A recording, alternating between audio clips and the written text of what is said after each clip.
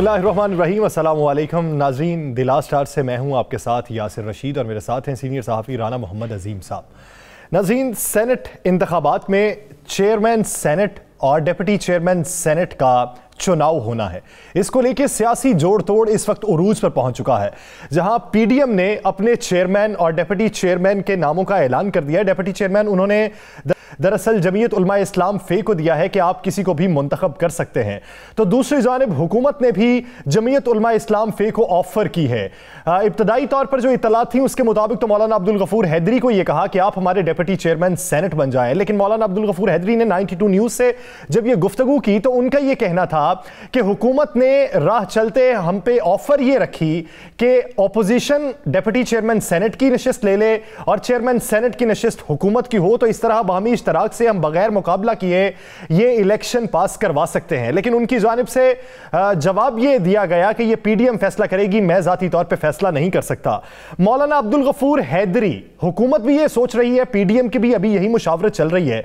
तो जैसा कि हमने माजी में चेयरमैन सेनेट के हवाले से पीडीएम का उम्मीदवार कौन होगा ये पहले ही बता दिया था, ने पीडीएम की जानिब से डिप्टी चेयरमैन सेनेट का उम्मीदवार कौन होगा ये क्या बताया था, आइए पहले वो देखते हैं। एक तो मैं आपको बता दूं, हमने पहले भी कहा था कि यूसुफ रज़ा गिलानी पीडीएम के उम्मीदवार हैं और डिप्टी चेयरमैन के वहाँ पे अब जो उम्मीदवार हैं वो हैदरी साहब, अब्दुल गफूर हैदरी साहब। नाज़रीन, ये 2 हफ्ते या 3 हफ्ते पहले की खबर है जो हमने ब्रेक की थी कि पीडीएम की जानिब से आखिरकार डिप्टी चेयरमैन सेनेट मौलाना अब्दुल गफूर हैदरी को ही लाया जाएगा। उस वक्त अभी सेनेट इंतखाबात के लिए जोड़ तोड़ का सिलसिला जारी था। राना साहब, अगर ये पूरी सूरत हाल देखें, एक तरफ पीडीएम ये फैसला कर चुकी है कि डिप्टी चेयरमैन जो है वो जेयूआई फे को मिलेगा और कायदे हिज़्ब इख्तिलाफ जो है वो नून लीग का होगा और चेयरमैन सेनेट जो है वो पीपी का होगा। तो बड़ी जमातों को तो हिस्सा मिल गया, छोटी जमातें कहां पे जाएंगी? और हुकूमत ने जो ऑफर किया उसको किस नजर से देखते हैं? बिस्मिल्लाहिर्रहमानिर्रहीम, अस्सलातु वस्सलामु अलैका या सय्यदी या रसूलल्लाह, अस्सलातु वस्सलामु अलैका या सय्यदी या हबीबल्लाह। या सर, ये एक बड़ी गेम हुई। आज सुबह से चैनल्स पे चल रहा है कि मौलाना अब्दुल गफूर हैदरी को हुकूमत की तरफ से डिप्टी चेयरमैन सेनेट की ऑफ़र कर दी गई। मैं आपको पहले अंदर की बात बताता हूँ। देखने वाली ये बात है कि मौलाना अब्दुल गफूर हैदरी आज ख़ुद मिलने गए या उन्हें दावत दी गई, मेरे पास इतलात है वो ख़ुद मिलने गए और एक पुराना फार्मूला था उसके लिए गए। ये मैं आपको बिल्कुल अंदर की बात बता रहा हूँ। फार्मूला क्या था कि जिस तरह माजी में जब एक अदम एतमाद की तहरीक चली आई से चेयरमैन सेनेट के ख़िलाफ़, तो आपने देखा उसमें क्या हुआ, चेयरमैन सेनेट कामयाब हो गए, डिप्टी चेयरमैन सेनेट पे वोटों में कितना फ़र्क आया। वही फार्मूला लेकर मौलाना अब्दुल गफूर हैदरी जो है वहाँ पे गए। मेरे पास जो एक ज़राए से इतला है, तो वहाँ पर यह कहा गया कि जनाब नीचे से हम आपको वोट देते हैं, डिप्टी चेयरमैन पर आप हमें दें। ये बाकायदा एक पेशकश थी। और किसकी तरफ राना साहब समझाइए? ये मैं आपको बता रहा हूँ, मेरे पास जो इतला है कि अब्दुल गफूर हैदरी खुद ये प्रपोजल लेके गए कि ऑफ द रिकॉर्ड कोई ऐसा काम कर लें कि हमारे जो वोट हैं चेयरमैन में आपको बढ़ जाएंगे, वाइस डिप्टी चेयरमैन पे आप मुझे वोट दे दें। ये मजमूई तौर पर उन्होंने कहा पीडीएम के वोट पड़ेंगे अपनी तरफ से जाती। देखें, किसका दिल नहीं करता कि मैं चेयरमैन या डिप्टी चेयरमैन बन जाऊँ। इस दफ़ा हालात बड़े चेंज होने हैं। इस दफ़ा हो सकता है कि इस दफ़ा जो पीपल्स पार्टी बाकियों से गेम करती है, कहीं उनके अंदर से उनके साथ ऐसे गेम ना हो जाए। या सर, ये मैं आपको बिल्कुल बता रहा हूँ। ये हुआ उसके बाद ये जब बात ना बनी, ये हुआ कि ओपन होकर आए, जिसने भी आना है खुफिया तौर पे रहने दे। तो इस पे चलते चलते परवेज़ हटक साहब ने तो सारा काम ही ख़राब कर दिया। परवेज़ हटक साहब चूँकि इस सारी चीज़ों को देख रहे थे, तो उन्होंने जाते ही अब मीडिया के सामने कह दिया जी कि हम इनको ऑफ़र कर रहे हैं, जो आपने सब सुना, और हमारे ये उम्मीदवार बन जाए। उस वक़्त आप गौर करें कि अब्दुल गफूर हैदरी साहब जो हैं बिल्कुल खामोश रहे, मुस्करा दिए हल्के से ना। क्या उनको मौके पे क्या कहना चाहिए था? नहीं भाई, पीडीएम फैसला करेगी। क्या उन्होंने मौके पे कहा ये बात? उस वक्त उन्होंने नहीं कही, बाद में गुफ्तगू करते हुए बाद में जब बात निकल गई तो बात की बात बाद में है ना, उस वक्त नहीं गई। अब मौलाना अब्दुल गफूर हैदरी साहब हों पीडीएम के, उन्हें हमने जितने दिन पहले कहा था कि मौलाना अब्दुल गफूर हैदरी को पीडीएम के तरफ से उम्मीदवार नामजद कर दिया गया। ये तो फैसला 4 फरवरी के इजलास में हो गया था, वक्त का इंतजार किया जा रहा था। ये मैं आपको बिल्कुल गैर मुसद्दक़ बता रहा हूं, और हमने उस वक्त कह दिया था, यासर याद है आपको, जी जी, कि ये हो गया फैसला। अब मामला क्या हुआ? अब मामला ये हुआ कि जब ये पीडीएम का इजलास हुआ, देखें कल चौधरी मंजूर साहब ने हमारे प्रोग्राम में कहा कि पहले गवर्नमेंट के उम्मीदवार आएंगे फिर हम अपना डिप्टी चेयरमैन लाएंगे। याद है आपको ये अल्फाज के? हमने उस वक्त भी कहा था, कल भी कहा था कि अब्दुल गफूर हैदरी हैं, हमें इल्म था, हमें अंदर की ये खबर पता थी। अब हुआ क्या कि जमीयत उलमा इस्लाम को कहा गया, दोबारा एक इजलास हुआ, तय हो चुका था, लेकिन एक इजलास में बाकी अपने जो दीगर साथियों ने मुतमिन करने के लिए क्या है कि जमीयत उलमा इस्लाम जो है ये रख ले डिप्टी चेयरमैनशिप। और आपको पता वहाँ पे भी क्या मामला हो गया, ये बात शायद अभी निकलनी नहीं थी भाई। फौरी तौर पर वहाँ पे मौलाना साहब के जो भाई हैं ना, मौलाना फजलुर रहमान के भाई, उनकी तरफ भी तवज्जो होगी कि इनको क्यों ना बना दिया जाए। जिस पर अब्दुल गफूर हैदरी की टीम मुतहरक हुई, सबसे पहले टिकर बाइट जाने शुरू हुए, मीडिया को बताना शुरू हुआ, फिर इतना शोर मच गया कि अब्दुल गफूर हैदरी ही रह गए। ये मैं आपको आज की ये मैं बिल्कुल आपको ये खबर दे रहा हूँ। अब आगे चलते हैं, अब बात करते हैं कि जनाब ज़रा हुकूमत ने, मैंने आपको बता दिया कि किस तरीके से उन्हें कहा हुकूमत ये बताइए कि क्या हुकूमत इसमें संजीदा है? बिल्कुल नहीं, हुकूमत इस सूरत में संजीदा है कि ओपन होकर आया जाए। यानी अगर वो ओपन होकर आए तो हुकूमत फिर सीट देने में संजीदा है? फिर संजीदा हो सकती है, फिर उसका कोई है। देखें फिर एक ऐसा सिलसिला होगा कि जो सबको होगा कि ठीक है भाई आए सेनेट में आके बैठे, फिर उसमें बाकी सीटों पे क्या होगा फिर ये देखने वाला होगा ना कि ये ओपन होके आ जाते हैं।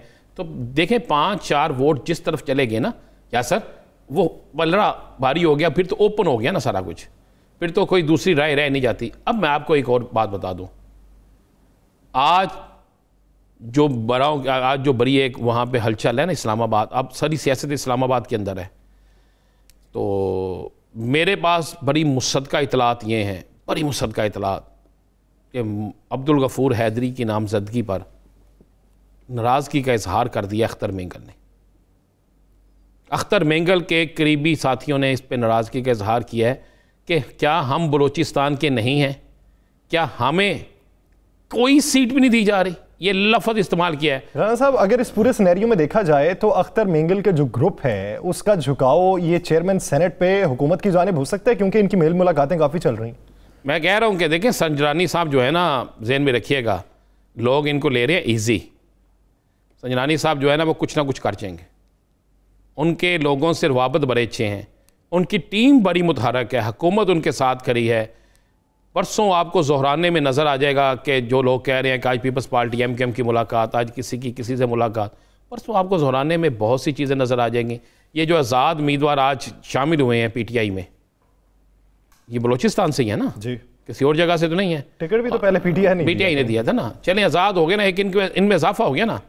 और मैं आपको ये भी बताता चलूँ, मैं फिर कह रहा हूँ, आज जितनी मर्जी ये मुलाकातें कर लें, जो मर्जी कर लें, ANP का जो बलूचिस्तान से सेनेटर है वो वोट जो है इनको देगा हुकूमती उम्मीदवार को। राणा साहब, एक सवाल है जी, अगर वो खुल के नहीं आते सामने और मामलात सिर्फ बातचीत के जरिए हल हो जाते हैं, टेलीफोनिक गुफ्तगू पे या किसी मेल मुलाकात में होते हैं, और वो खुल के हुकूमत की हिमायत का ऐलान नहीं करते, तो जीत जाते हैं संजरानी साहब।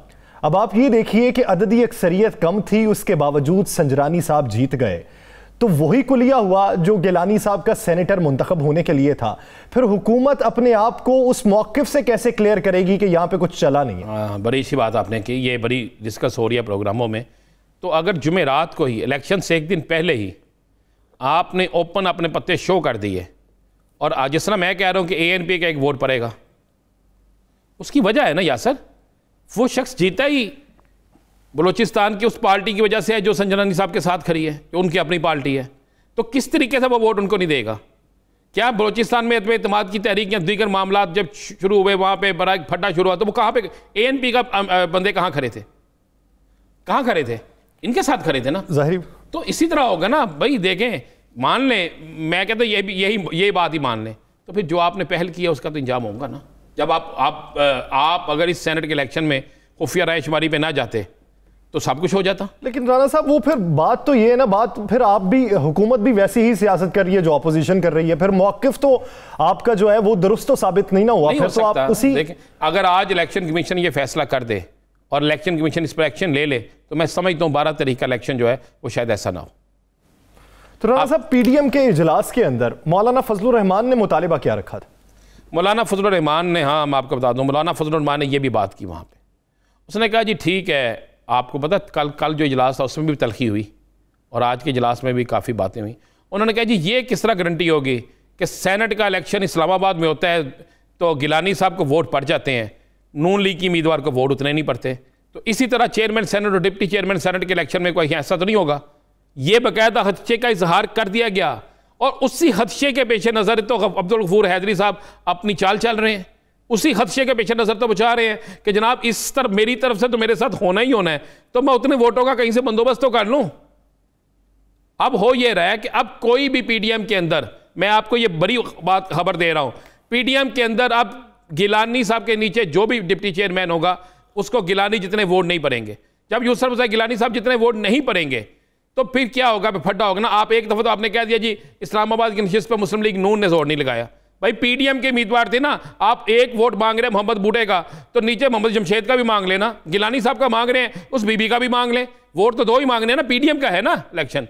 तो इसी तरह चेयरमैन डिप्टी चेयरमैन पे भी अगर यही हो गया जो संजरानी साहब सिनी मांडरीवाला साहब के वक्त हुआ था, ये खदशा है इसलिए कि वो लाइन चल रही है, पीपल्स पार्टी अपने उम्मीदवार पे जोर दे रही है। ये मैं नहीं कह रहा, ये पीडीएम के अंदर बात हो रही है, ये पीडीएम के अंदर बात हो रही है और खुल के हो रही है बात। और इसका खदशे का इजहार कर चुके हैं, मौलाना साहब भी कर चुके हैं, मौलाना अब्दुल गफूर हैदरी भी कर चुके हैं। और मैं आपको यह भी बता दूं, खुद मुस्लिम लीग नून जो है, मैं एक और खबर ब्रेक कर दूं, मौलाना फजलुर रहमान जो हैं वो अब मियां नवाज शरीफ को फ़ोन पे ये पैगाम पहुंचा चुके हैं। मेरी इत्तला के मुताबिक तो फ़ोन पे बात भी हो गई है कि जनाब इस चीज़ को आप खुद कन्फर्म करें कि हमारे उम्मीदवार के साथ वो ना हो जो आपके उम्मीदवार के साथ इस्लामाबाद में हुआ है।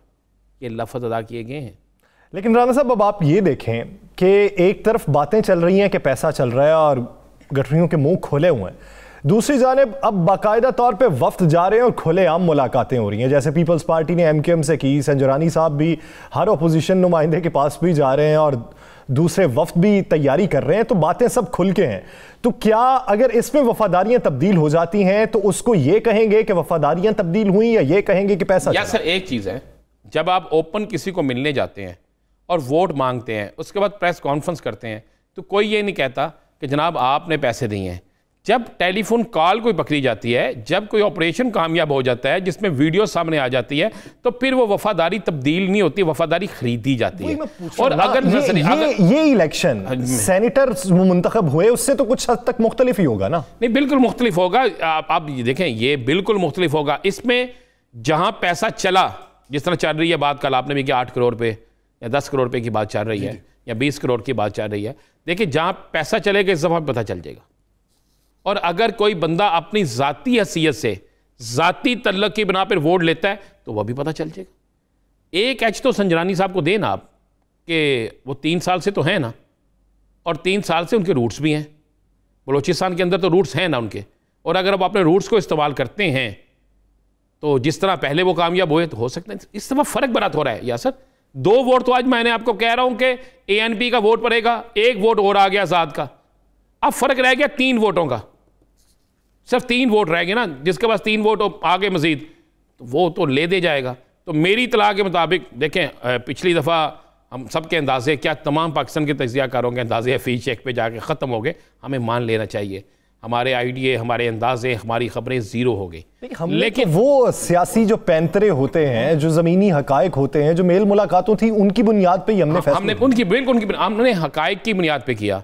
उसमें हमने 4 से 5 का फ़र्क तो निकाल सकते थे, लेकिन हमें नहीं पता था इतना लंबा ये काम हो जाएगा और ये सियासतदान तजियाकारों से जीत गए। लेकिन अब जो नज़र आ रहा है वो हालात चेंज नज़र आ रहे हैं। सजनानी साहब मुतमिन बहुत हैं यासर, आप गौर किया आपने? और 1-2 दिन की बात है, जुमेरात को जो ज़ोहराना है उसमें बड़ी चीज़ें क्लियर हो जाएंगी, वाज़ेह हो जाएंगी, सारी बहुत चीज़ें वाज़ेह हो जाएंगी। अभी तो अपोजिशन ने बाइकआउट किया ना उसका। लेकिन अपोजिशन ने बाइकआउट किया ना, अगर हुकूमत के अपने वोट और 1-2 आज़ाद आ गए उसमें और उसके बाद फिर दोबारा राब्ते रवाबत रहे तो फिर बड़ा कुछ हो जाएगा, बड़ा कुछ हो जाएगा उसमें। यानी ज़ोहराने के बाद सूरत हाल मज़ीद भी कुछ बेहतर हो सकती है। हुकूमत के जो मेल मुलाकातें और राबितों का सिलसिला जारी है वो उनके लिए कुछ अच्छा पैगाम ला सकते हैं, और जिस तरह की ऑफर्स हुकूमत की जानिब से करवाई जा रही हैं वो तक सूदमंद होंगी और उस पर हुकूमत का मौक़िफ़ मजबूत होगा या कमज़ोर पड़ेगा, इस पर मज़ीद भी बात करेंगे एक शॉर्ट ब्रेक के बाद। Stay with us.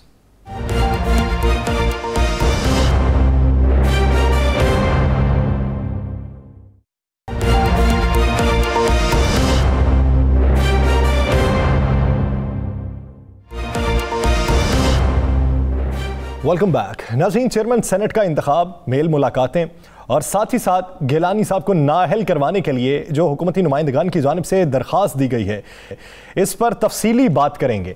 आज की जो हेयरिंग हुई उसमें क्या एलिगेशन लगाए गए और दरख्वास्त को किस बात पर मुस्तरद किया गया कि ये नामुकम्मल है, इसे दोबारा से तैयारी करके लाएं, उस पर भी बात करेंगे। और ये जो हुकूमत की जानिब से ऑफर की गई अपोजिशन को डिप्टी चेयरमैन सेनेट की सीट पे, उस पर भी तफसीली बात करने के लिए हमें ज्वाइन किया पाकिस्तान तहरीक इंसाफ के रहनुमा कमल शोजब साहिबा ने। बहुत शुक्रिया आपके वक्त का।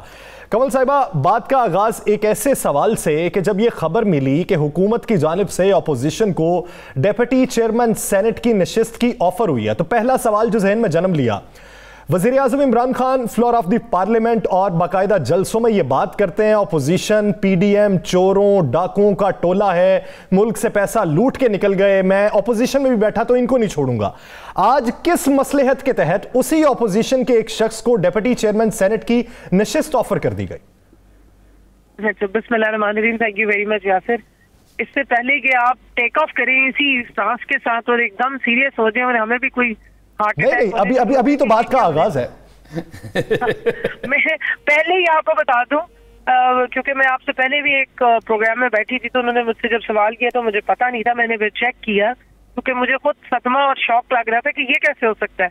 तो मालूम ये हुआ कि बीएपी वालों ने उनके पास गए थे वोट मांगने के लिए और वहां पर सादिक संजरानी साहब थे और एक जैसे हंसी मजाक में लाइटर टोन में इस तरह की बात की थी कि आपको ना कहीं वो बना दें डिप्टी चेयरमैन, और उसका भी एक बैकग्राउंड है। वो शायद मेरे से ज्यादा राना अजीम साहब को पता होता है कि कल 8 घंटे के पीटीएम के इजलास में मौलाना साहब ने दुख में जब उन्होंने अपनी जो बाकी जमातों से गिले किए तो उन्होंने क्या बात की और किस बात पर डिसएग्रीमेंट था। वो डिप्टी चेयरमैन सेनेट की सीट पे ही सारा डिसएग्रीमेंट था और इस लेवल तक वो डिसएग्रीमेंट बढ़ा कि मौलाना साहब ने ये भी कमेंट किया, जो मुझे पता लगा है कि मेरा कोई पर्सनल या जाती तो लड़ाई है नहीं वजीर आजम इमरान खान साहब से, अगर आपने मेरे साथ यही सलूक किया तो मैं उनके साथ जाके बैठ जाऊंगा।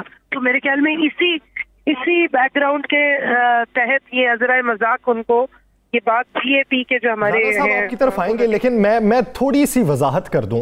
मौलाना अब्दुल गफूर हैदरी ने 92 न्यूज से गुफ्तगू जो की, खबरें जो आ रही थी वो ये थी कि मौलाना अब्दुल गफूर हैदरी को ये कहा गया, उनके मुताबिक परवेज खटक साहब ने यह कहा कि हम चेयरमैन सेनेट की सीट रख लेते हैं और ऑपोजिशन को अगर डिप्टी चेयरमैन सेनेट की सीट दे दें तो यह मामला खुश असलूबी से हल हो सकता है। उनके मुताबिक यह ऑफर की गई थी और मेरा जवाब में यह कहना था कि यह फैसला पीडीएम करेगी, मैं नहीं कर सकता। जी, वो मुझे यही मालूम हुआ है क्योंकि ये एक जरा मजाक किया गया था, इसमें कोई सीरियसनेस नहीं है, तो आप भी इसको एंजॉय कीजिए और अगर कोई शख्स इसकी वजह से खुश हो रहा है तो उसको थोड़ी देर खुश हो लेने दें, क्योंकि ऐसा कोई मामला हो नहीं रहा है। साहब, आपकी तरफ से अब टाइम बिल्कुल थोड़ा रह गया, आखिरी मरहले में मैच है और आखिरी ये 2 दिन जो हैं 8 या 10 ओवर्स का मैच होगा, इसमें फाइनल हो जाएगा जो भी होगा। आपकी तरफ से डिप्टी चेयरमैन कहाँ से आ रहा है? देखिए जी, मुझे अभी ऑनेस्टली मैं आपको बताऊं, मुझे इसके बारे में मालूम नहीं है और अभी फिलहाल कोई डिसीजन हुआ भी नहीं है जो मेरे या किसी और के उसमें नोटिस में हो, लेकिन जाहिर है कि पार्टी की लीडरशिप जरूर इस पे कंसेंसस डेवलप कर रही है और कंसल्टेशन भी कर रही है, जिस वक्त वो फाइनल कर लेंगे तो वो यकीनन जरूर बताएंगे। उसने मुझे ये बता दें, क्या परसों आपके ज़ोहराने में तमाम आपके इत्तेहादी शामिल होंगे? मोस्ट लाइकली जी जरूर होंगे और हमें पूरी उम्मीद है कि एक अच्छे हैवी वेट को ही उतारा जाएगा फील्ड में ताकि एक अच्छा रिजल्ट भी आए और चेयरमैन बतौर चेयरमैन सेनेट वो उसमें सेनेट में कंट्रीब्यूट भी कर सके। कमल साहिबा, अब तक कितनी इत्तेहादी जमातें हैं जिन्होंने डिप्टी चेयरमैन सेनेट की सीट मांगी?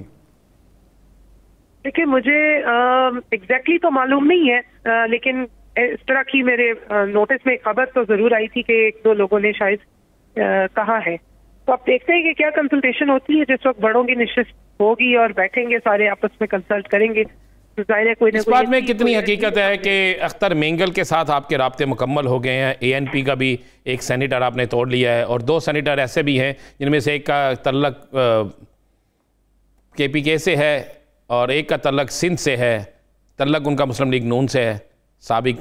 रहमान साहब, तो आप मुझे ब्रेकिंग न्यूज दे रहे हैं, मैं तो खुश हो गई हूँ आपसे बात सुन के। नहीं, बात नहीं, हमें बात बताएं। मेरी इंफॉर्मेशन आपसे बहुत कम थी आपने मुझे अपडेट कर दी है और मैं बहुत खुश हो रही हूँ आपकी इस खबरों से। Thank you very much. चलिए अब आपकी खबरों की तरफ आ जाते हैं, छोड़ दिया, आप हमें खबर नहीं देना चाहती। चलिए बताएं, आज आप इलेक्शन कमीशन में पेश हुई, उन्होंने आपसे आप इलेक्शन कमीशन अगर आपसे मांगता है कि उन 16 या 17 लोगों के नाम कि जिन्होंने अपना वोट बेचा, जिनका वोट खरीदा गया, तो क्या आप तहरीक इंसाफ के उन लोगों के नाम दे रहे हैं? देखिए जी, मैं आपको सीधी बात बताऊं, इलेक्शन कमीशन अपना काम मेरे से क्यों करवा रहा है या दूसरे पटिशनर से क्यों करा रहा है? ये तो उनका काम था, ये उनका फेलियर है। ये तो सुप्रीम कोर्ट ने जो उनको डायरेक्शंस दी थी उसको फॉलो ना करके ये उनका अपना फेलियर है। और हम मेरे पास या पार्टी के किसी और के पास तो नाम मौजूद भी नहीं है। यही तो प्रोबिंग है जिसका हम प्ली करेंगे, भाई आपने करप्ट प्रैक्टिसेस हुई, आप उसको गार्ड नहीं कर सके। यही बात। जब आपके पास नाम नहीं है तो इल्जाम क्यों लगा दिया फिर? जिनके जो करप्ट प्रैक्टिसेस हुई, हमने तो वो वीडियो एविडेंस दिखाया कि ये सब कुछ हो रहा था। जब आप लोगों के पास नाम ही नहीं है तो फिर क्यों इल्जाम लगा दिया? देखिए, नाम नहीं है, लेकिन जो हमारे पास स्टैटिस्टिक्स आए हैं और जो सब कुछ हुआ है, जो उस वीडियो में दिखाया जा रहा है, उससे क्लियर पता लग रहा है। नामों की तरफ बाद में, नामों की तरफ अभी कंवल साहब आते हैं। नामों के बारे में वजीर आजम ने क्या कहा था, अभी वो वीडियो को लेके बात कर लें। कल आमिर डोगर साहब से बात हुई और मैंने उनके सामने एक सवाल रखा कि वो वीडियो से कैसे साबित करेंगे कि पैसे की ऑफर की गई या टिकट की ऑफर की गई।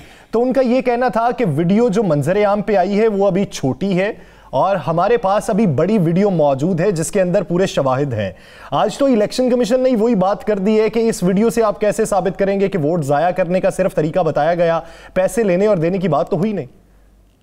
नहीं जी, हमने उनको वीडियो दिखाई, हमने उनको वो क्लिप्स भी सुनाए जहां पे पैसों की ऑफर हुई, 5-5 और 10-10 करोड़ भी कहा गया। ये भी कहा गया कि आधे आप अपनी जेब में डाल लें। सिंध हुकूमत में से जो उनके सिटिंग मिनिस्टर हैं, उन्होंने किस तरह पैसों की ऑफर की, किस तरह उन्होंने डेवलपमेंट के नाम पे कहा कि फंड्स भी दे देंगे और बाकी पैसे आप अपनी जेब में भी डाल लें।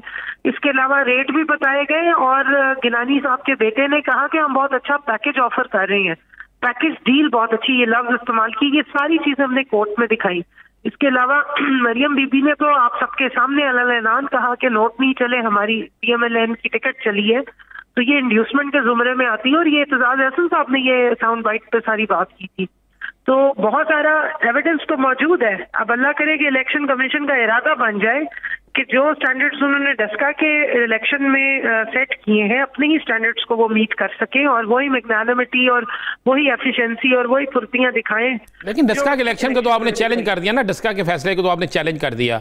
अब कल इस्लामाबाद हाई कोर्ट में भी है, आप इसी पे गिलानी साहब पे, उसमें भी आप लोग ही हैं जी। वो हमारे MNA हैं अली अवान साहब, उन्होंने पिटीशन डाली है और हमारी तो पिटीशन ऑलरेडी मौजूद है। अब देखिए, मैं सिर्फ एक बात कहूंगी, मैं इलेक्शन कमीशन को कोई इल्जाम नहीं ठहरा रही, लेकिन बतौर पिटिशनर जब मैं ये देखती हूँ कि एक जगह तो 3 लाइनें या 4 लाइनें लिख के जब जमा कराई गई तो बहुत प्रॉम्प्टली उसका जवाब भी गया। इधर हम तीसरी पिटीशन डाल रहे हैं और हमें तो बहरहाल फिर भी कहा है कि पिटीशन को दोबारा अमेंड करके लाएं। बात बताइए, वज़ीर आज़म ने काबीना इजलास में और उससे पहले ये जब सेनेट इलेक्शन हुए, क्या ये नहीं कहा था कि मुझे मालूम है कि किसने पैसे लिए, किसने वोट फरोख्त किया?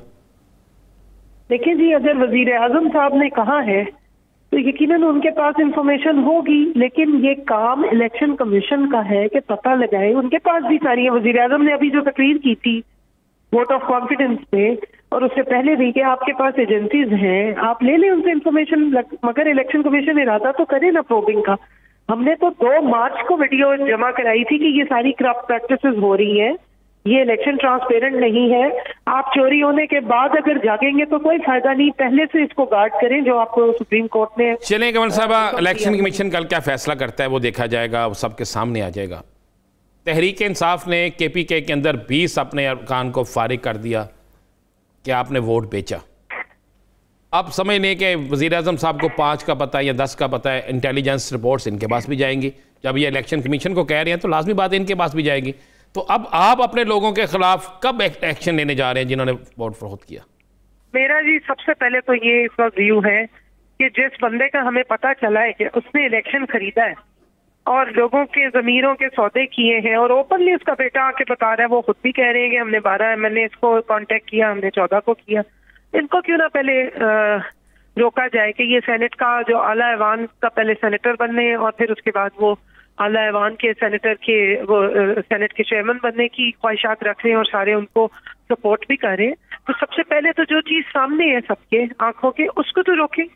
जो छुपे हुए लोग हैं उनके बारे में तो प्रोबिंग और इन्वेस्टिगेशन होगी, और वो भी इलेक्शन कमीशन का रोल बनता है कि वो करें, और इस मंडी को भी बंद करें जिसके बारे में हम बारहा उनको बता चुके हैं कि ये मंडी लगती है और लोगों के जमीरों के सौदे होते हैं। एक ही इलेक्शन में एक कैंडिडेट पीटीआई का 176 ले रहा है वोट, दूसरी साइड पे 164 ले रहा है, क्योंकि एक में पैसा चल गया और एक में जो है वो पार्टी का नजरिया चल गया। तो इस तरह के डबल स्टैंडर्ड्स नहीं होने चाहिए। तो अगर कमल साहिबा यही तरीकाकार चेयरमैन सेनेट और डेप्यूटी चेयरमैन के ओहदे पर हो गया तो फिर क्या करेंगे? अददी तनासुब तो आपके पास कम है, उनके पास ज्यादा।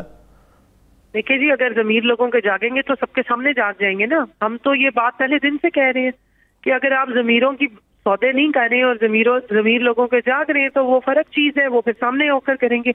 एक ऐवान के अंदर किसी को मुंतखब करना और एक ऐवान के लिए मुंतखब करने में थोड़ा सा तो फर्क है। वहां का इलेक्टोरल कॉलेज फर्क है। चेयरमैन सेनेट और सेनेट तो वज़ीर-ए-आज़म तो खुद क्लेम ये कर रहे हैं कि पैसों की ऑफर हो रही। वज़ीर आज़म ने बिल्कुल ठीक ऑफर किया है। आपको मैं 2-3 क्लिप्स भेज देती हूँ, आप चला दें, वहाँ पे आपको एग्जैक्टली पता फर्क कैसे हुआ। नहीं, ये 2-3 क्लिप्स जो हैं ये ताजा सेनेटर्स के हैं। मैं आपको देखिए फर्क ये बता रही हूँ कि अगर एक चेयरमैन इलेक्ट एक सेनेटर बनने के लिए जो प्रोसेस चाहिए उसका इलेक्टोरल कॉलेज एमएनएज है, वो फर्क तरीके से उसका इलेक्शन हो रहा है। लेकिन एक अपने ही हाउस में तमाम सेनेटर्स के अमंग उसने चेयरमैन बनना है और डिप्टी चेयरमैन बनना है। वहां पे सेनेटर्स तो इलेक्ट नहीं हो रहे हैं ना, वो तो एक पोजीशन उसी हाउस की अंदर की पोजीशन है। एक तो सेनेट में आने के लिए जो तरीके इस्तेमाल हो रहे हैं वो थोड़ा सा फर्क है। ये अगर आप पूरा एक पिरामिड बनाए, एक स्ट्रक्चर देखें, तो उसमें मैं जो बात कर रही हूँ वो जरा सी डिफरेंट है। यानी कि जो आपके गिलानी साहब का और हफीज शेख साहब का इलेक्टोरल कॉलेज या कॉन्स्टिट्यूंसी नेशनल असेंबली के एमएनए थे, उनको आपने खरीद के वोट लेके सेनेटर पहले मुंतखब होंगे तो आप सेनेट के चेयरमैन के लिए क्वालिफाई करते हैं।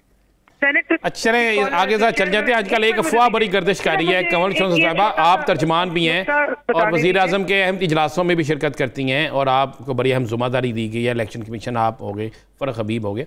ये तो बता दें, पंजाब के हवाले से जो अफवाहें गर्दिश कर रही हैं बड़ी तेज़ी से, और आज भी कहा गया वज़ीर आला पंजाब को वहाँ बुलाया गया, क्या पंजाब में कोई तब्दीली आ रही है, अफवाहें हैं, या आपके इल्म में कुछ नहीं?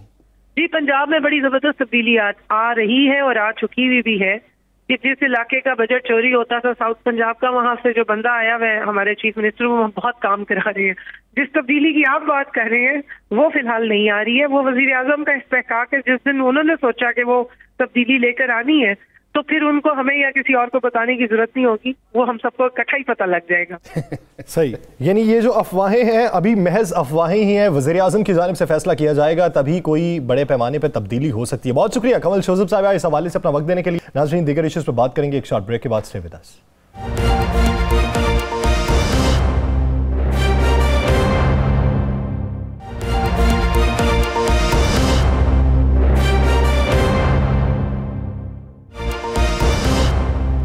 Welcome back. नाज़रीन, इस वक्त सेनेट इलेक्शन को लेकर, चेयरमैनशिप को लेकर जिस तरह की तगोदो जारी है, जिस तरह की सियासत की जा रही है, इल्ज़ामात लगाए जा रहे हैं और अदालतों से रुजू किया जा रहा है, इस पूरे सियासी मंजरनामे को वो लोग किस नज़र से देखते हैं जो सियासी पार्टीज़ के साथ रहे लेकिन फिर बयानिए पर इख्तलाफ आने पर वो अलहदा हो गए। अब इनफरादी तौर पर सियासत में तो हैं, वो इस पूरे सियासी मंजरनामे को किस तरीके से देखते हैं? हमें ज्वाइन किया है सीनियर सियासतदान रिटायर्ड अब्दुल कादिर बलोच साहब ने। बहुत शुक्रिया जनरल साहब इस हवाले से आपका वक्त देने के लिए। जनरल साहब, अगर आप देखें चेयरमैनशिप को, जो इस वक्त सेनेट इंतखाबात हैं और दूसरी जानिब जो पहले सेनेट इंतखाबात हुए, दोनों जानिब जो इल्जामात लगाए गए हुकूमत की जानिब से और जिस तरह का रद्द-ए-अमल आया अपोजिशन की जानिब से, आप इस पूरे सियासी मंजरनामे पर क्या समझते हैं कि कौन हक पे है, कौन गलत है? देखिए जी, अफसोसनाक सिचुएशन बनती जा रही है हमारे मुल्क के अंदर। एक तरफ से इस पर कोई शक नहीं था कि कौमी असेंबली में हुकूमती पार्टी की अक्सरियत थी और फिर इलेक्शन हुआ, उसके इस्लामाबाद के मेंबर के बारे में, सेनेट के मेंबर के बारे में हुकूमत को शिकस्त हो गई और पीडीएम को जो है उसमें कामयाबी हुई।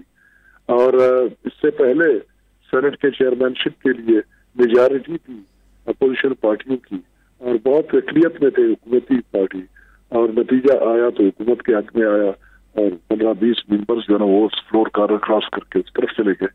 अब दोबारा उन्होंने इनके आपस में मुकाबला होने जा रहा है चेयरमैनशिप के लिए। ज़ाहिरन तो ज़ाहिरन तो ये है कि पीडीएम अक्सरियत में है वहाँ पर। अभी जो शमीम आफरीदी साहब की बात हुई तो इसका मकसद है उनके पास 54 हो गए, दूसरी तरफ 46 हो जाएंगे। लेकिन पहले वाले नतीजे को अगर देखा जाए, जो पहले हुआ सेनेट के चेयरमैनशिप के इलेक्शन में, और जहाँ पर अपोजिशन अक्सरियत में थी, तब उन्होंने लूज किया। तो इस दफा भी अगर उस तरह की कार्रवाई की जाती है और वही हथकंडे इस्तेमाल किए जाते हैं जो उस तरह पहले किए गए, तो नतीजा फिर भी मुमकिन है हुकूमत के हक में हो। लेकिन ये शर्मनाक सिचुएशन है, अफसोस की बात है। तो हम अपने आप को तमाशा बना रहे हैं इंटरनेशनल कम्युनिटी के सामने, दुनिया के सामने, अपने दुश्मनों के सामने, कि किस किस्म की हमारी जमहूरियत है, कैसे हम लोग हैं जिस वक्त सामने खड़े होते हैं। बलोचिस्तान में आप, बलोचिस्तान की सियासत पे आपकी बड़ी गहरी नजर है। एक तो जो साथी आप हमें बता रहे जा रहा है कि वो पीपल्स पार्टी में गए, उसको शमीम अफरीदी तो 53 ही बनेंगे, 53 ही बनेंगे, क्योंकि वो नून में थे तो पीपल्स पार्टी में चले गए, तो थे वो पीडीएम के अंदर ही ना, तो उतने ही बनेंगे वो हुकूमती। वो शमीम आफरीदी साहब उस वक्त जहाँ थे वो इंडिपेंडेंट थे मेरे ख्याल में, फाटा वाले आजाद उम्मीदवार थे पहले पाकिस्तान मुस्लिम लीग। अगर वो फाटा में थे तो फिर फाटा की तो नशिस्तें नहीं है ना। आजाद नहीं, फाटा के इस वक्त 4 रुकन हैं सेनेट में। 3 साल बाद इनकी जो है ना नुमाइंदगी खत्म हो जाएगी सेनेट से। 4 इस दफा 6 साल पूरे हो गए तो तभी खत्म होगी ना। अब अगर वो उन 4 में हैं, अगर उन 4 में हैं जिनके अभी बाकी अरसा रहता है, तो वो फिर एक वोट है प्रॉपर। जी बिल्कुल ठीक, और वो चली जाएगी पीडीएम को। अच्छा जनरल साहब, आप इस पे चलते हैं, जरा आगे कर लेते हैं। बलोचिस्तान की सियासत पे आपकी बड़ी गहरी नजर है। संजरानी साहब बलोचिस्तान से हैं, आप क्या समझते हैं कि बलोचिस्तान के सेनेटर जो हैं उनका झुकाव, चाहे वो पीडीएम से हैं, संजरानी साहब की तरफ होगा? जी मैं तो एक, जहां तक पीडीएम का ताल्लुक है उसकी तो बात मैं नहीं करता, असूल की बात है। और चाहिए ये कि वो अपने पार्टी के खातिर और पार्टी लाइन को फॉलो करे और वोट दे दे पीडीएम के कैंडिडेट को। और मेरे ख्याल में बलूचिस्तान से मुझे लगता नहीं है कि अपोजिशन वाले, पीडीएम वाले लोग, वो कोई जो है संजरानी साहब को वोट इस बुनियाद पे देगा कि उसका ताल्लुक बलूचिस्तान से है। ये दूसरी बात है, ख्वाहिश तो हम सब की है कि बलूचिस्तान की नुमाइंदगी है, और बहुत ही आम होता है अगर बलूचिस्तान वालों को मिल जाए तो नथिंग लाइक इट। लेकिन मैं सियासी जमायतों को बलूचिस्तान वाले जिनकी नुमाइंदगी है, या बीएनपी मैंगल की है, नेशनल पार्टी की है, और पश्तूनख्वा के तो खैर नहीं है, और हमारे जमीयत के हैं लोग, ये उनमें से कोई भी मेरे ख्याल में फ्लोर क्रॉस नहीं करेगा, वही रहेंगे जहाँ के वो है। और संजरानी साहब को इस बुनियाद के ऊपर यहाँ से उम्मीद नहीं करनी चाहिए कि वो बलूचिस्तान से है तो शायद यहाँ कोई अपनी पार्टी को छोड़ के, लाइन को छोड़ के इनको वोट दे। जनरल साहब, आपने अपनी पार्टी छोड़ दी, आपने असूलों पे बात की, आपने कहा मैंने असूल की आतर पार्टी छोड़ दी है। अब सेनेट के इलेक्शन हुए, बलोचिस्तान से मुस्लिम लीग नून के पास कुछ नहीं है, केपीके से कुछ नहीं है, सिंध से कुछ नहीं है, तो आप क्या समझते हैं आने वाले वक्त पे ये मुस्लिम लीग के लिए बहुत बड़ा नुकसान नहीं है? देखिए, हमारी बदकिस्मती ये रही है कि मुस्लिम लीग ने कभी भी छोटे सूबों की तरफ तवज्जो नहीं दी अपनी ऑर्गेनाइजेशन में, जो तवज्जो देना चाहिए था, और इसको नेशनल पार्टी बनना चाहिए था। अनफॉर्चुनेटली मुस्लिम लीग ने अपने आप को बिल्कुल, अगर ये केपीके का 1000 डिवीजन अगर निकाला जाए तो बिल्कुल पंजाबी पार्टी बन के रह जाता है, जो मुल्क के लिए खतरनाक है। और मैं इसके सबूत के तौर पर ये बात करूंगा कि 18 का इलेक्शन हुआ, पूरे इलेक्शन के दौरान बलूचिस्तान में एक दिन के लिए भी पार्टी की मरकजी क़यादत में से एक आदमी भी एक दिन के लिए हमारे इलेक्शन कैंपेन में नहीं आया। हालांकि कोयटा शहर में वहां पर वोट थे, हमारे सेक्टर एलिमेंट्स मियां साहब के कहने पे वोट दे सकते थे, लेकिन उन्होंने ये जरूरत गवारा नहीं की, महसूस नहीं की कि यहाँ पर आ जाए। यही हाल सिंध में, मेरे ख्याल में इंटीरियर में कहीं पर भी हमारे मुस्लिम लीग नून की क़यादत नहीं गई, सवाए कराची के जहाँ पर शहबाज शरीफ साहब इलेक्शन करना चाहते थे, वहां पर 1-2 मरतबा गए वोट मांगने। अच्छा जनरल साहब, अब आप पाकिस्तान मुस्लिम लीग नून में रहे, एक बयानिए की वजह से इख्तलाफ हुआ और आप पाकिस्तान मुस्लिम लीग नून से अलहदा हो गए। अब आप ये देखिए कि हमजा शहबाज जो है वो इस वक्त जमानत पे हैं, अब वो भी लीड कर रहे हैं एक हल्के को, तो आप क्या समझते हैं कि पाकिस्तान मुस्लिम लीग नून में आने वाले दिनों में क्या इख्तलाफ पैदा हो सकता है दो धड़ों का? नहीं, मैं एक चीज जो पाकिस्तानी सियासत में बहुत जरूरी है, और वो ये है कि जो हमारी इंस्टीट्यूशंस हैं उनके के साथ कन्फ्रंटेशन की पॉलिटिक्स बहुत ज्यादा अरसा कामयाब नहीं हो सकता है, और उनको टारगेट कर लेना, खुल्लम खुला उनके सामने खड़ा हो जाना और उनकी इन्वॉल्वमेंट को साबित करने की कोशिश करना, तमाम इल्जाम उनके सर पे रखना, कहाँ तक सदाकत है और कहाँ तक नहीं है इसमें ये दूसरी बात है। लेकिन देखा ये गया है कि इस किस्म की सियासत ज्यादा कामयाब नहीं होती है हमारे मुल्क में।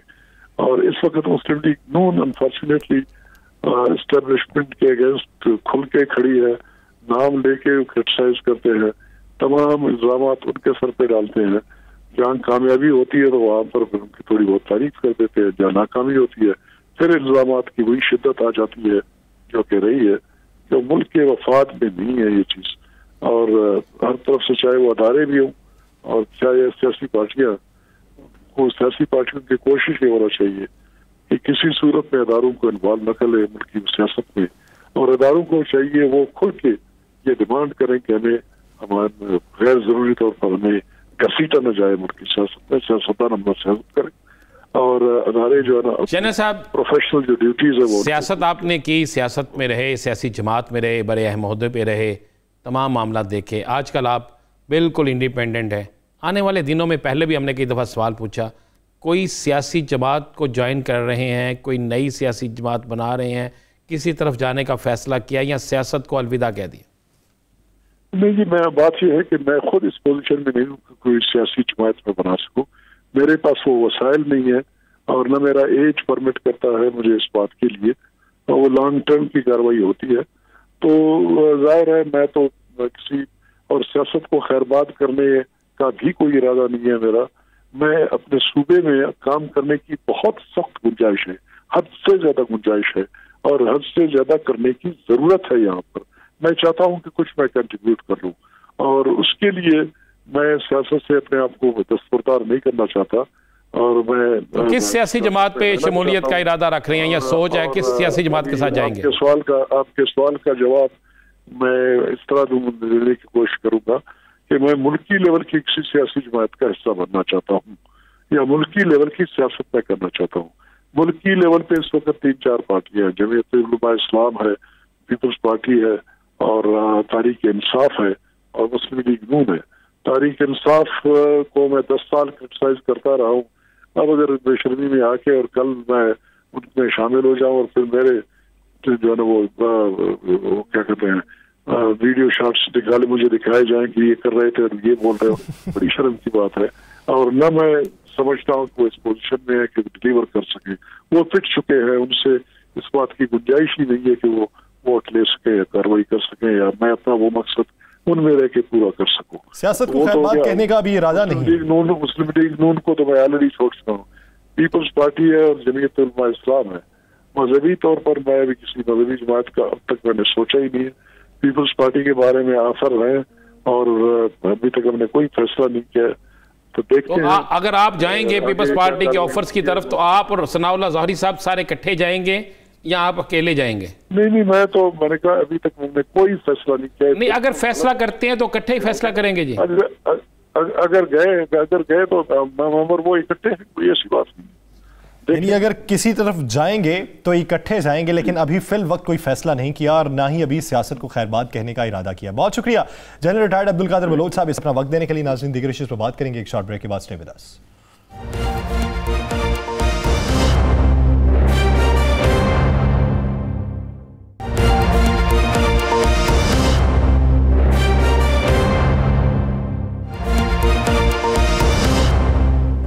Welcome back. नाज़रीन, सेनेट इलेक्शन के लिए जहां पे जोड़ तोड़ जारी है, वहां पे इस्लामाबाद इस वक्त मरकज़ बना हुआ है जहां पे सब लोग जमा हैं, अपोजिशन के तमाम रहनुमा जमा हैं और अपने अपने तई हर किसी से राब्ते भी जारी हैं। पाकिस्तान पीपल्स पार्टी इन दिनों में काफ़ी सरगर्म है। जनरल साहब से भी हम बात करते हुए हमने एक शख्सियत का जिक्र किया, शमीम अफरीदी साहब, जो कभी पाकिस्तान मुस्लिम लीग नून में होते थे, बाद में आज़ाद हो गए। राना साहब, उन्हीं के नाम की वजह से आगे चलते हैं इस बात को लेके। आप ये देखें कि पाकिस्तान पीपल्स पार्टी अपने तई के कोशिशें कर रही है कि वो फिर से अपने आप के रिवाइवल की तरफ गामजन है। बहुत से पुराने लोगों को अपने साथ में लाया जा रहा है, चाहे वो आपकी अपनी ही जमात से अलहदा हो गए थे या दीगर जमातों से अलहदा हो चुके थे। अब इस जोड़ तोड़ में सबसे ज्यादा उरूज किसको मिलेगा? देखें अब अरूज असल देखिए, पहला राउंड जीत के आसफ अली जरदारी साहब, पीडीएम नहीं जीती। लेकिन पीडीएम उस सूरत में जीतती अगर दोनों इस्लामाबाद की नशिस्तें वो जीतते। पहला राउंड जीते आसफ अली जरदारी, बेहतरीन हिकमत अमली रही, वफादारी खरीदी, वैसे वोट मिले, ज़ाती तल्लक इस्तेमाल किया, पैसा खर्च किया, जो मर्जी आप कह लें, जो इल्ज़ामात लग रहे हैं, लेकिन वो पहला राउंड जीत गए। अब है दूसरा राउंड। अगर आसफ अली जरदारी साहब इस राउंड को भी जीत गए और चेयरमैन सेनेट उनका बन गया, जो अभी तक नज़र आ रहा है, तो फिर आप ज़हन में रखिएगा कि सियासत का रुख बिल्कुल तब्दील हो जाएगा। बिल्कुल सियासत का रुख तब्दील हो जाएगा। फिर आने वाले दिनों में और बहुत सी तब्दीलियां आएंगी। देखिए, अच्छा है ना नून लीग को कि अगर चेयरमैन सेनेट बन गया तो तब लॉन्ग मार्च और तहरीक अदम एतमाद दोनों को कुछ ना कुछ मसला हो सकता है। वो तो 100% है जी। ज़हन में रखिएगा, हमने कल भी कहा था कि ये जो लॉन्ग मार्च है जिसकी बात कर रहे हैं मौलाना फजलुर रहमान और मरियम साहिबा, मुस्लिम लीग नून नहीं, मरियम साहिबा, तो ये लॉन्ग मार्च उनकी मर्जी के मुताबिक नहीं होगा। पीडीएम अपने आप को कायम रखने के लिए लॉन्ग मार्च करेगी। मर्जी आसफ अली जरदारी की होगी। लॉन्ग मार्च कितने घंटे का होगा या कितने दिन का होगा, यह भी उनकी मर्जी होगी।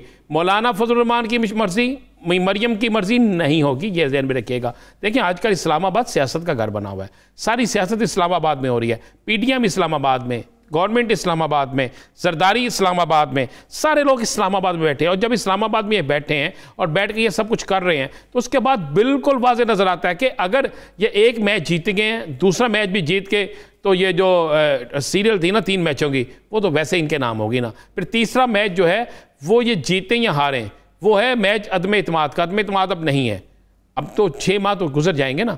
लेकिन अब उसके बाद सियासी हालात बड़े तब्दील हो जाएंगे।